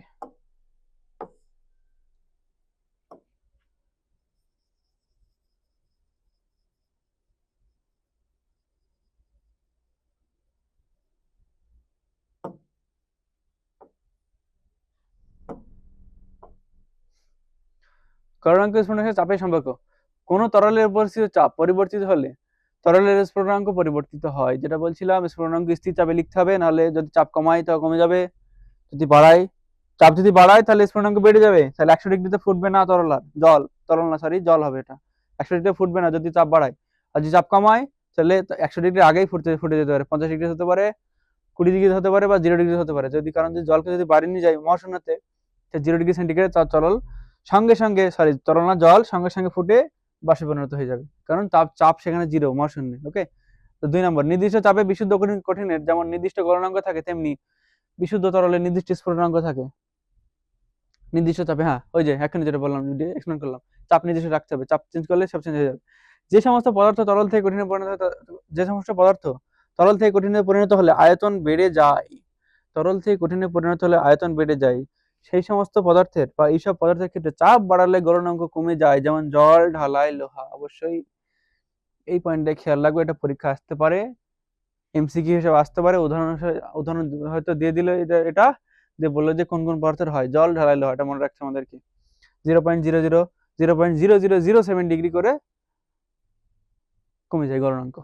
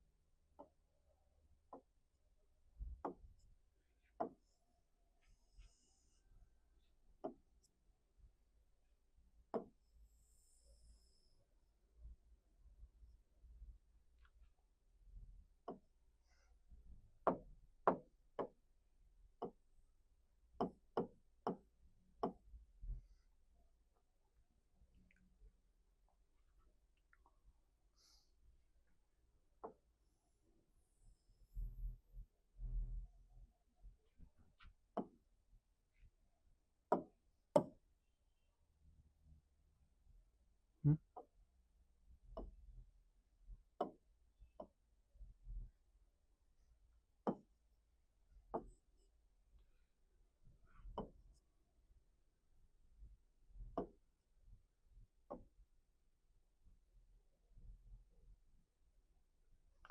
হ্যাঁ, রেখাচিত্র মানে এটা দেখে নেবো একবার যে কি না সলিডকে যদি চাপ দিই আমরা হিট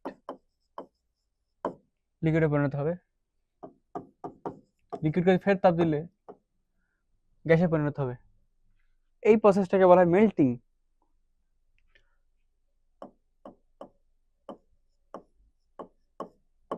মেল্টিং বা গলন, এটাকে বলা হয় লিকুইড থেকে গ্যাস।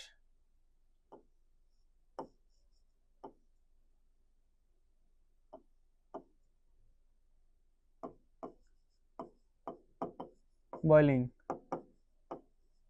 স্ফোটনের মাধ্যমে গ্যাসে পরিণত হবে ডিরেক্ট কিসের মাধ্যমে, ওকে।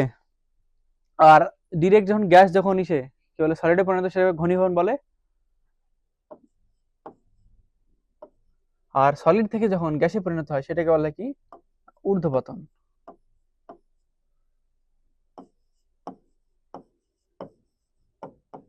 সাবলিমেশন।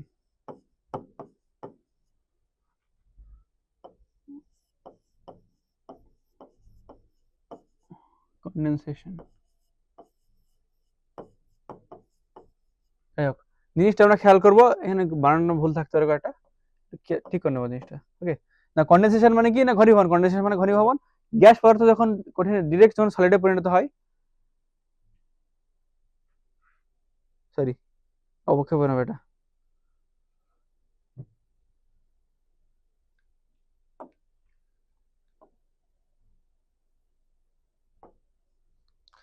এক কাজ করো, এখানে কি কি না হিট,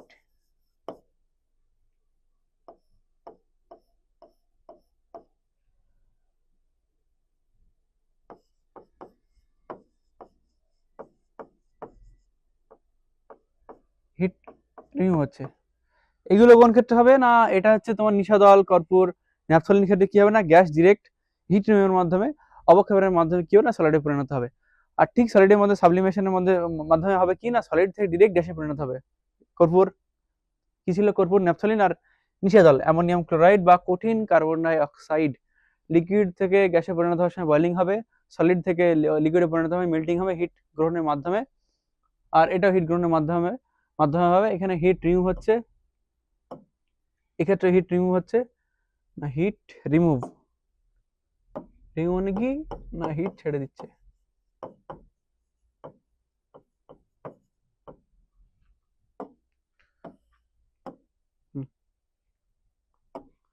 গিয়েছি না একটা তোমাদের বই চার দেশে দেখা একটা না পদার্থের ভৌত অবস্থা, ভৌত তিনটে অবস্থা আমরা যেগুলো জানি চোখের সামনে যেগুলো দেখতে পাই, চোখের সামনে থেকে যেগুলো দেখতে পাচ্ছি অ্যাকচুয়ালি অনুভব করতে পারছি এগুলো আমরা সাধারণত ওই যে প্লাজমা আর আপাতত বিইসি বোস আইনস্টাইন কন্ডেন্সেটকে বাদ দাও, ওটা বাদ দিয়ে যেগুলো থাকছে না কঠিন তরল গ্যাসের তিনটে অবস্থা কি আছে, নির্দিষ্ট আকার আয়তন আছে না নেই, হ্যাঁ আছে নির্দিষ্ট। আমি যেগুলো আছে যেগুলো হবে ঠিক আছে সেগুলোতে টিক চিহ্ন দিচ্ছি, আর যেগুলো নেই সেগুলোতে ক্রস চিহ্ন দিচ্ছি, ওকে।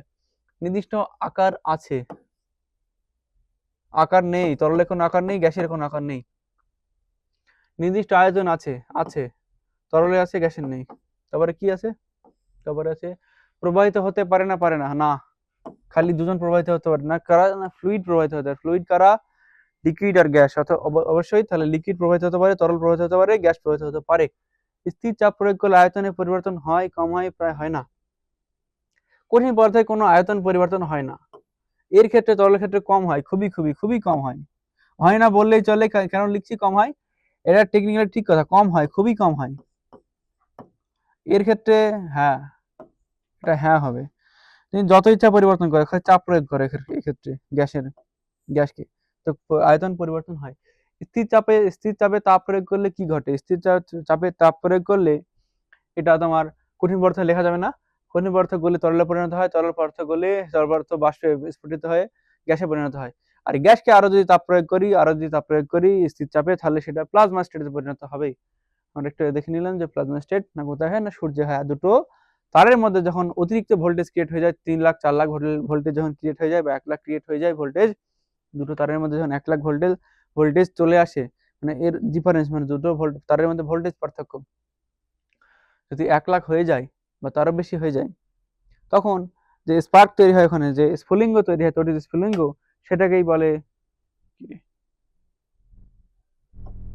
সেটাকেই বলে প্লাজমা স্টেট। আর স্থির চাপে তাপ নিষ্কাশন করলে কি ঘটে, কঠিন তাপ নিষ্কাশন করলে কি ঘটবে, আবার কঠিন থাকবে। আর তরল যদি তাপ নিষ্কাশন করি, মানে তাপ নিষ্কাশন মানে কি না, তাপ বের করে নিচ্ছি, তরলকে যদি তাপ নিষ্কাশন করি তাহলে সেটা কঠিনে পরিণত হবে, আর গ্যাসকে যদি তাপ নিষ্কাশন করি তাহলে সেটা তরলে পরিণত হবে, তারপরে কঠিনে পরিণত হবে। তারপর কি আছে না, পদার্থের ধর্ম, প্রপার্টি। হ্যাঁ, এই প্রপার্টি আছে। তারপরে ভৌত ধর্ম, রাশি ধর্ম কাকে বলে, ভৌত পরিবর্তন, তারপরে ক্লাসে হবে। হ্যাঁ, তারপরে ক্লাস এন্ড হবে। তাহলে কি না, পদার্থের ভৌত ধর্ম, প্রপার্টিজ অফ ম্যাটার। আমাদের চারপাশে অসংখ্য কঠিন, তরল, গ্যাসীয় পদার্থ রয়েছে। খালি রিডিং পড়তে হবে, আর একটা মনে রাখতে হবে জিনিসটা, পদার্থের ধর্ম। হ্যাঁ, আমাদের চারপাশে অসংখ্য কঠিন, তরল, গ্যাসীয় পদার্থ রয়েছে। সব কঠিন পদার্থের ধর্ম যেমন এক নয়, তেমনি তরল বা গ্যাসীয় পদার্থের ধর্ম, তেমনি সব তরল বা গ্যাসীয় পদার্থের ধর্ম এক নয়। আচ্ছা, এটা বলতে চাইছে যে আমাদের চারপাশে অসংখ্য কঠিন, তরল, তিনটে পদার্থ আছে যেগুলো দেখতে পাই আমরা। পদার্থের সব কঠিন পদার্থের ধর্ম এক নয়। এটা এটা এটা বলছে, এটাই বলতে চাইছে যে লোহা যেরকম শক্ত, অ্যালুমিনিয়াম বা সোডিয়াম ক্লোরাইড যে লবণ হয়, সোডিয়াম ধাতু প্লাস তোমার তামা তামা কপার কপার, ওই ধাতুগুলো অত শক্ত না, ওটা কাটা যেতে পারে, তাই একটু টাইম লাগতে পারে, কিন্তু কাটা যেতে পারে। কিন্তু সোডিয়ামের যেইগুলো হয়, সোডিয়াম ধাতু, ওটাকে তোমার ছুরি দিয়ে কাটতে পারবে। পটাশিয়াম, এগুলো কাটা যেতে পারে ধাতুগুলোকে। তাই সব ধাতু অতটা কঠিন হয় না, এটাই বলতে চাইছি যে তাই যে সমস্ত কঠিন পদার্থের ধর্ম যেমন এক নয়, তেমনি তরল বা গ্যাসীয় পদার্থের ধর্ম সেম নয়। প্রত্যেক পদার্থের নির্দিষ্ট কিছু ধর্ম বা গুণ বৈশিষ্ট্য আছে, যে বৈশিষ্ট্যগুলির দ্বারা কোনো পদার্থকে অন্য পদার্থ থেকে আলাদা করা যায়, সেই বৈশিষ্ট্যগুলিকে পদার্থের ধর্ম বলা হয়। পদার্থ ধর্ম কত প্রকার না, 2 প্রকার। এটা হচ্ছে ভৌত ধর্ম, একটা রাসায়নিক ধর্ম। আমরা কি না এটা জেনে কি করবো, আমরা ভৌত ধর্ম যে খালি পড়বো না, খালি পড়ছি না এখানে, এটা জেনে কি করবো, কাজ কি আমাদের, ভৌত ধর্ম, রাসায়নিক ধর্ম, ফিজিক্যাল প্রপার্টি, কেমিক্যাল প্রপার্টি, এইটা যাতে যাতে ওই ধর্ম দেখে জিনিসটা সামনে একটা কোনো, যে এটা পড়ে আছে ধরো এই মার্কারটা, এটা প্রপার লোহা না, কিন্তু প্রপার প্লাস্টিকও না, পুরোটা প্লাস্টিক না, পুরোটা লোহাও না।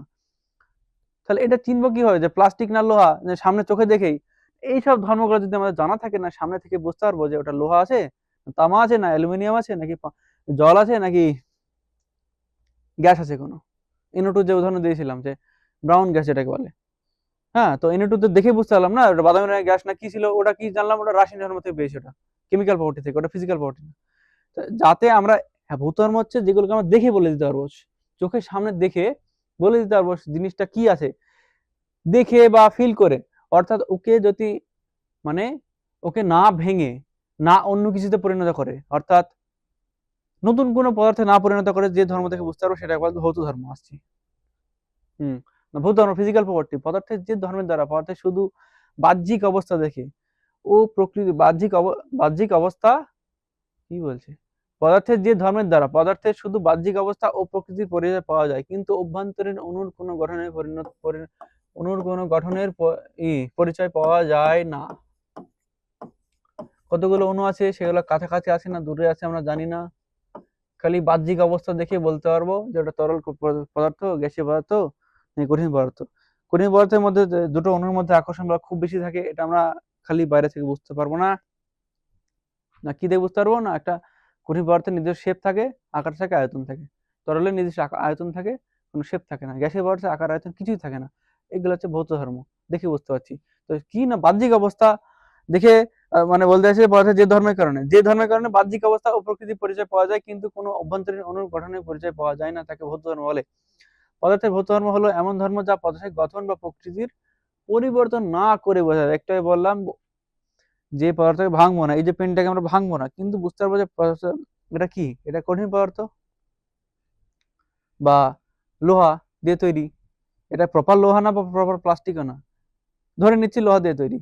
তো ওটা কি দিয়ে বুঝতে পারছি না, এর আকার, আকৃতি ইত্যাদি দেখে বুঝতে পারছি। তো এটাই বলছে না, পদার্থকে না ভেঙে, অর্থাৎ অণু পরমাণুর গঠন না দেখে বুঝতে পারবো, তো সেটাকে বলা কি ভৌত ধর্ম। অর্থাৎ পদার্থের পরিচয় অপরিবর্তিত থাকে। এখানে কি লিখেছে না, পদার্থের পরিচয় অপরিবর্তিত থাকে। উদাহরণ, বর্ণ, গন্ধ, বর্ণ, হ্যাঁ, আচ্ছা আচ্ছা আচ্ছা, বর্ণ, এই বর্ণ দেখে অনেক সময় পদার্থের, ওটা যে কি পদার্থ সামনে আছে সেটা বলা যায়। তারপরে গন্ধ সুখকে বলা যায়, স্পর্শ, গন্ধশীল কি বলা যাবে? গন্ধশীল এভাবে বলা যাবে যে ওটা ধরো দুটো গ্যাস আছে সামনে তোমার, অ্যামোনিয়া গ্যাস আছে আর আছে কি বলে হাইড্রোজেন সালফাইড গ্যাস আছে, NH3 আছে, H2S আছে, হাইড্রোজেন সালফাইড। তুমি ওদেরকে না পরীক্ষা করে না দেখে কিভাবে বুঝতে পারবে? দেখতে পাবে না বর্ণহীন, দেখতে পাবে না দেখে কথা কি, তুমি দেখতেই পাবে না বর্ণহীন, এদেরকে দেখতে হবে বর্ণহীন। তো কিভাবে বুঝতে পারবে? এই যে গন্ধ আছে না, স্মেল, এই যে NH3 হচ্ছে তীব্র ঝাঁঝালো গন্ধযুক্ত, যে পেচ্ছাবখানা যেগুলো হয় পাবলিক টয়লেট ওখান থেকে পাবে, দেখবে ওই যে গন্ধটা আসে ওটা হচ্ছে NH3 গন্ধ আসে, যদি না জানো তো। তীব্র ঝাঁঝালো গন্ধযুক্ত হয়। আর H2S হচ্ছে পচা ডিমের খোসার যে গন্ধটা, তো ডিমের খোসা যদি কোথাও পড়ে থাকে বা ডিম পচা যদি কোথাও পড়ে থাকে, ওখান থেকে যে গন্ধটা আসে না, ওটা হচ্ছে H2S এর গন্ধ। অ্যাকচুয়ালি ওখান থেকে হাইড্রোজেন সালফাইড গ্যাসই উৎপন্ন হয়, কারণ পরবর্তীতে ডিটেলস জানতে পারবেন না প্রোটিনে সালফারও থাকে, সালফার নামে একটা অণু থাকে। এই সালফারকে আর একটা নাম বলা হয় গন্ধক বলে, কে দেখবে যে কোনো জায়গায় লিখবে সালফার বা গন্ধক, না কেন সালফারে গন্ধ হয় দুর্গন্ধ টাইপের। H2S গ্যাসটা পচা ডিমের গন্ধযুক্ত হয়। তো আমরা কি পারলাম এখানে NH3 আর H2S এর মধ্যে ইসের হাইড্রোজেন সালফাইডের মধ্যে পার্থক্য কি দেখে নিয়ন্ত্রণ করতে পারলাম? এই দেখে পারলাম, বা কি দেখেছি, কি দেখে চিনতে পারলাম না, গন্ধ শুকে দেখে না, কি বুঝেছি, কি মানে কোন ধর্ম থেকে চিনতে পারলাম না, ফিজিক্যাল প্রপার্টি অর্থাৎ ভৌত ধর্মের কি না, গন্ধ থেকে চিনতে পারলাম এটাকে। স্পর্শ, গলনাঙ্ক স্পর্শ দিয়ে তুমি বুঝতে পারবে ধাতুটা কতটা নরম বা কি শক্ত। লোহা যেরকম খুব শক্ত হয়, অ্যালুমিনিয়াম মতো শক্ত হয় না, ওটা স্পর্শ করে তুমি বুঝতে পারবে যে অ্যালুমিনিয়াম দেখবে নরম আর লোহা শক্ত। গলনাঙ্ক, হ্যাঁ গলনাঙ্ক আর স্ফুটনাঙ্ক তোমাদের বইয়ে একটা চার্ট দেওয়া আছে দেখবে, ওখানে ওই গলনাঙ্ক, এটা হচ্ছে তোমাকে একটু খাটতে হবে, জন্য কি করতে হবে না, টেম্পারেচার বাড়াতে হবে, হিট দিতে হবে, তারপরে পাবো। চৌম্বক ধর্ম, দ্রব্যতা, এই যে চৌম্বক ধর্ম, দ্রাব্যতা, এসবগুলো যে ডিটেলসে আর পরে লেকচারে দেবো এগুলো। রাসায়নিক ধর্ম, যে ধর্মের দ্বারা কোনো পদার্থ অন্য পদার্থের সাথে বিক্রিয়া করে, বিক্রিয়ায় অংশগ্রহণ করার প্রবণতা ও ক্ষমতা বোঝা যায়। মানে একটা পদার্থ অন্য একটা পদার্থের সাথে, জলের সঙ্গে ধরো কার বিক্রিয়া করাবো, জলের সঙ্গে লবণে বিক্রিয়া করা, লবণে বিক্রিয়া হয় না, গুলে যায় ডিরেক্ট, ওটা হবে না। ক্যালসিয়াম কার্বনেট, যাই হোক, জলের সঙ্গে তুমি কর্পূরের কর্পূর, হ্যাঁ কর্পূর বলছি, কি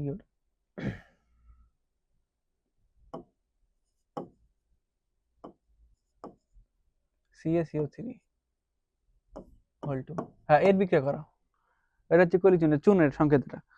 তো এটা যদি বিক্রিয়া করা হয় তাহলে ওখানে সোডিয়াম, এই ক্যালসিয়াম হাইড্রক্সাইড উৎপন্ন হয় না, ওখান থেকে বুঝতে পারি না ফুটতে থাকে জলটা, এটা বুঝতে পারবো না ওখানে এই তো তোমার ক্যালসিয়াম, ক্যালসিয়াম কার্বনেট হচ্ছে কলিচুন ছিল ওখানে, এটা বুঝতে পারবো। তো না কি না বিক্রিয়া করার মাধ্যমে, বা ওটা বিক্রিয়া করবে কি না, কারণ একটা বললাম যে জলের সাথে নুন বিক্রিয়া করে না, তাহলে ওটা আমরা বুঝতে পারবো না নুন ছিল কি না অন্য কিছু ছিল। তো যে ধর্মের কারণে দ্বারা কোনো পদার্থ অন্য পদার্থের সাথে, অর্থাৎ ওই যে ক্যালসিয়াম কার্বনেট জলের সাথে বিক্রিয়া করছে কিনা বা করবে কিনা বোঝা যায়, সেটাকে বলা হয় কি না কেমিক্যাল প্রপার্টি বলে ওটাকে, বা রাসায়নিক ধর্ম বলে। পদার্থের রাসায়নিক ধর্ম হলো এমন ধর্ম যা পদার্থের অণু পরমাণু গঠন পরিবর্তনের সাথে সম্পর্কিত। ওই যে বন্ড এখানে ভেঙে যাবে, যে দুটো অণুর মধ্যে যে বন্ড ছিল সেই বন্ডটা যখন ভেঙে যে পরিবর্তন হবে সেটাকে বলে রাসায়নিক পরিবর্তন। রাসায়নিক পরিবর্তনের পরে আছে না কি, উদাহরণগুলো দেখে নাও, যে দহন, জ্বলার ক্ষমতা, কোনো বস্তু জ্বলবে কি না সেটা তার রাসায়নিক ধর্ম দেখে বুঝতে পারা যাবে। এখানে আগুন লাগাতে হবে, আগুন লাগানোর ফলে কি হবে না, ছাই পরিণত হবে, নতুন কোনো পদার্থে পরিণত হচ্ছে, তো ওটা রাসায়নিক পরিবর্তন। আর রাসায়নিক ধর্মটা বস্তুর নাকি জ্বলার ক্ষমতা, মানে কোনো বস্তু কতটা জ্বলবে সেটা ওর রাসায়নিক ধর্ম দেখেই মানে বুঝতে পারবো। ফিজিক্যাল ধর্ম দেখে বুঝতে পারবো না, যে সামনে একটা কিছু পড়ে আছে পাটকাঠি বা কাঠ পড়ে আছে, ওটাতে বলতে পারবো না যে ওটা কত জোরে জ্বলবে বা কতটা ক্ষণ জোরে জ্বলবে। তো জ্বলার ক্ষমতা ওটা কি থেকে বুঝতে পারবো না, রাসায়নিক ধর্ম থেকে বুঝতে পারবো। অ্যাসিড ক্ষারের সাথে বিক্রিয়া করার ক্ষমতা, অক্সিজেনের সাথে বিক্রিয়া করার ক্ষমতা বা জারণ ধর্ম আছে তোমাদের পরবর্তী অধ্যায় আছে ওটা। ধাতব অধাতব প্রকৃতি, মরিচা পড়া বা ক্ষয় হওয়ার প্রকৃতি ইত্যাদি। এবার আছে ভৌত পরিবর্তন আর রাসায়নিক পরিবর্তন। ভৌত পরিবর্তন মানে যে পরিবর্তনে, যে ভৌত পরিবর্তন বলতে এমন পরিবর্তনকে বোঝায় যেখানে কোনো পদার্থের আকৃতি, অবস্থা, আয়তন বা রং পরিবর্তিত হতে পারে কিন্তু তার রাসায়নিক গঠন অপরিবর্তিত থাকবে। রং পরিবর্তিত হতে পারে মানে এইরকম যে নীল থেকে লালে পরিণত হলো, বা রং পরিবর্তন হয়ে যাচ্ছে, বা কি বলছে না অবস্থা পরিবর্তন হচ্ছে। অবস্থা কি পরিবর্তন হচ্ছে? অবস্থা এটা পরিবর্তন হচ্ছে না, কঠিন থেকে তরল, তরল থেকে গ্যাসীয়। জল যদি H2O গঠন দেখালাম, এরকম গঠন হয়, এরকম দেখতে হয় এর মলিকিউল গুলো, অণুগুলো। এটা যদি ইসে, এটা ধরো বরফ, এটা আইস। এটা যদি জলে পরিণত হয় এর আকার এই কি বলে বন্ড ভাঙবে না, সেম থাকবে, H2O থাকবে, যদি বাষ্পে পরিণত হয় H2O থাকবে। এক্ষেত্রে যে পরিবর্তন হয়েছে অর্থাৎ বন্ড ব্রেক হয়নি, এদের মধ্যে যে বন্ধন ছিল সেটা ভাঙেনি, যে পরিবর্তনটা হয়েছে সেটা হচ্ছে ভৌত পরিবর্তন। উদাহরণ বরফ, আচ্ছা এখানে দেয়া আছে ওটা, আচ্ছা বরফ গলে জল হওয়া, জল বাষ্পে পরিণত হওয়া ভৌত পরিবর্তন উদাহরণ। আর এই ভৌত পরিবর্তনের বৈশিষ্ট্য কি না, নতুন পদার্থ তৈরি হয় না, জল জলই থাকে, মানে অণুগুলো সেম থাকবে। জল জলই থাকে মানে কি, মানে জল বাষ্পে পরিণত হলো কিন্তু জিনিসটা তো সেম থাকছে না, জলেরই তো বাষ্প, জলীয় বাষ্প, ওটা জিনিসটা সেম থাকবে, নতুন কোনো পদার্থ উৎপন্ন হবে না। যেরকম ডিম যেরকম কি সেদ্ধ করলে শক্ত হয়ে যায় বা আলাদা পরিবর্তন হয়ে যায়, ওটা হচ্ছে একটা রাসায়নিক পরিবর্তন, ওটা কিন্তু তুমি ডিরেক্ট আর নিয়ে আসতে পারবে না। হ্যাঁ, আর একটা বৈশিষ্ট্য আছে, এরকম বৈশিষ্ট্য আছে না কি না, ভৌত পরিবর্তনে পরিবর্তনটা হয়ে গেলে এটা রিভার্সেবল পরিবর্তন। রিভার্সেবল মানে কি, পুনরাবৃত্ত করা যেতে পারে। মানে এটা যদি হয় কি বলে ওকে, যে বাষ্পে পরিণত হয়ে গেল, তো জল বাষ্পে পরিণত হয়ে গেল, তাহলে বাষ্প থেকে ওটাকে ফের তুমি জলে পরিণত করতে পারবে তাপ সরিয়ে, মানে রিভার্সেবল, মানে সেটাকে ওর পুনরাবৃত্তি সম্ভব, বাষ্প থেকে জলে পরিণত করতে পারবো, তো তাহলে এটা ভৌত পরিবর্তন। মানে ওর আগের যে স্টেট ছিল, আগের যে অবস্থা ছিল, আর এখন যে অবস্থার পরিবর্তন হলো, এখন যে অবস্থাটা হলো তার আগের স্টেটে আমরা নিয়ে যেতে পারবো। এই ক্ষেত্রে যে পরিবর্তন হচ্ছে সেটাকে বলে ভৌত পরিবর্তন, রিভার্সেবল হবে। পরিবর্তন সাধারণত সাময়িক, মানে এটার ব্যাখ্যা হচ্ছে যে এটা কিছুক্ষণই থাকে, তাপ সরে নিলেই ওটা কি আর বাষ্পে থাকবে না, জলীয় বাষ্প আর বাষ্পে থাকবে না, জলে পরিণত হয়ে যাবে। আর জল থেকে তাপ সরে নিতে হলে, জল থেকে যদি তাপ সরে নিই তাহলে জল আর জল থাকবে না, সেটা বরফে পরিণত হয়ে যাবে। রিভার্সেবল মানে পুনরায় সম্ভব, মানে সেম আগের অবস্থায় ফিরিয়ে নিয়ে আসা সম্ভব। মানে কেউ ধরো রাগ করেছে, তাকে মানিয়ে নিলেন ব্যাপার। হুম, তো কাছের কেউ যদি হয় তাহলে মানিয়ে নিলে হয়ে যায়, রাগ করলো কিন্তু ওকে কি মানিয়ে নিলাম, তাহলে রাগ ভেঙে গেল। আর কেউ কেউ থাকে না, এমনি জাস্ট নতুন পরিচয় হলো, রাগ করে গেলে কি হলো না, আর কোনোদিন কথাই হলো না ওদের সাথে, বন্ডটা ব্রেক হয়ে গেল। এটা হচ্ছে যে যার সাথে আর কথা হবে না জীবনে, রাগের ওই যে কথা কাটাকাটির কারণে, সেটা হচ্ছে রাসায়নিক পরিবর্তন। আর যে যাকে তুমি রাগ করা সত্ত্বেও সে তার রাগ ভেঙে গেল, তখন তুমি তাকে মানিয়ে নিলে, এটা হচ্ছে ভৌত পরিবর্তন। ওকে, মানে রিভার্সেবল। পদার্থের রাসায়নিক ধর্ম অপরিবর্তিত থাকে, পদার্থের অবস্থা আকার পরিবর্তন হতে পারে। হ্যাঁ, সংজ্ঞাতে লেখা আছে ওটা, রাসায়নিক পরিবর্তন সবই তো জেনে নিয়েছি, জাস্ট দেখে নি একবার। রাসায়নিক পরিবর্তন বলতে এমন পরিবর্তন বোঝায় যেখানে একটি পদার্থের রাসায়নিক গঠন পরিবর্তিত হয়ে নতুন কোনো পদার্থের সৃষ্টি হয়, এই পরিবর্তনকে বলা রাসায়নিক পরিবর্তন। আর এখানে পদার্থের রাসায়নিক ধর্ম বদলে যায়, অর্থাৎ বন্ড ভেঙে যাবে। এখানে H2 আর বন্ড H2 থাকবে না, না এটা ভেঙে কি হলো না, H প্লাস OH মাইনাস।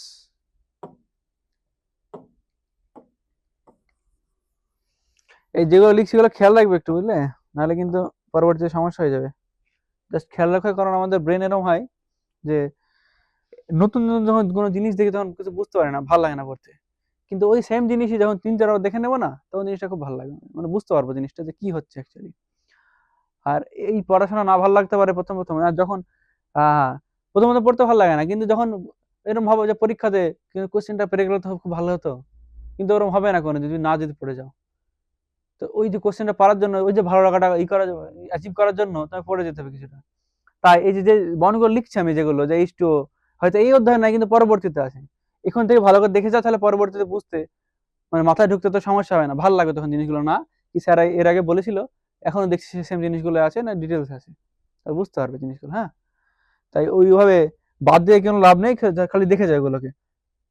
ওই বন্ডটা, হ্যাঁ, যেটা বলছিলাম যে H2 কে যদি ভাঙি প্রচুর তাপ দিয়ে, তাহলে H প্লাস আর OH মাইনাসে পরিণত হয়ে যায়। এক্ষেত্রে যে পরিবর্তন হচ্ছে সেটা এক ধরনের রাসায়নিক পরিবর্তন বলতে পারি, বা নতুন কোনো পদার্থ, মানে জল থেকে তোমার অ্যাসিডে পরিণত হয়ে গেল বা অন্য কিছুতে পরিণত হলো, সেটাকে বলে রাসায়নিক পরিবর্তন। রাসায়নিক পরিবর্তনের বৈশিষ্ট্য, নতুন পদার্থ সৃষ্টি হয়, পদার্থ সাধারণত স্থায়ী, রিভার্সেবল। বললাম যে রাগ করার ঘটনাটা, নতুন লোকের সাথে রাগ হলো তোমার, যে সাথে রিসেন্ট পরিচয় হয়েছে, তার সাথে জীবনের কথাই হলো না পরবর্তীতে, এটা হচ্ছে রাসায়নিক পরিবর্তন। ইরিভার্সেবল মানে যেটাকে ওকে ফিরিয়ে নিয়ে আসা সম্ভব না। ডিম একবার সেদ্ধ হয়ে গেলে ডিমকে তুমি আর কাঁচা ডিমে পরিণত করতে পারবে না, কিন্তু যদি জল বাষ্প হয়ে যায়, বাষ্পকে জলে পরিণত করতে পারবে।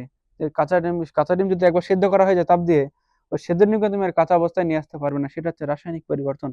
পদার্থের রাসায়নিক ধর্ম পরিবর্তিত হয়ে যায়, যে বলছি রাসায়নিক ধর্ম পরিবর্তিত হয়, অর্থাৎ রাসায়নিক ধর্ম পরিবর্তিত হয়ে যায় যেখানেই বলছে সেখানেই মানে দুটো অণুর মধ্যে যে বন্ড ছিল সেটা ব্রেক হয়ে নতুন কোনো বন্ড তৈরি হয়েছে, নতুন কোনো পরমাণুর সঙ্গে বা অণুর সঙ্গে বন্ড তৈরি হয়েছে, মানে সাবস্টিটিউশন।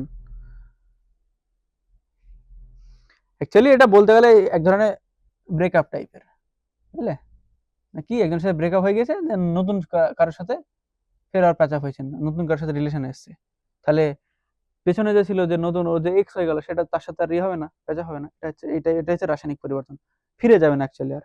তাপ আলো উৎপন্ন হতে পারে, তাপ আলো উৎপন্ন হয় ওই সেই ক্ষেত্রে কি বলে, ওই যে ক্যালসিয়াম কার্বনেট আর এইচটোর যে বিক্রিয়া হচ্ছিল ওয়াটারের, CaCO3 ওয়াটারের, ও ক্ষেত্রে কিন্তু জলটা ফুটতে থাকছিল, তাপ উৎপন্ন হচ্ছিল, তাপ আলো উৎপন্ন হতে পারে, আলো উৎপন্ন হয় অনেক ক্ষেত্রে।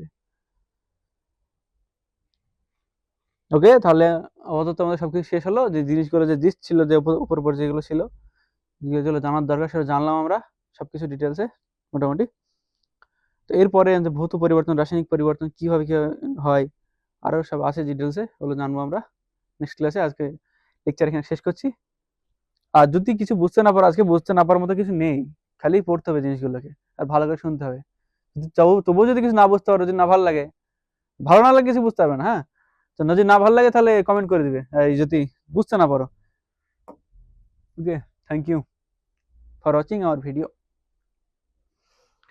আবার সেম যে স্কুলওয়ালা আমাদের ইউটিউব চ্যানেল, এখানে সমস্ত সাবজেক্টের লেকচার তোমরা পেয়ে যাবে, আমাদেরকে ফলো করতে থাকো এইভাবে। আর নিজের পড়াশোনাটা প্রত্যেক দিনের পড়া প্রত্যেক দিন করতে থাকো, তাহলে পরীক্ষার আগে গিয়ে আর ওই যে সারা রাত জেগে পড়তে হয় না। Bye, thank you.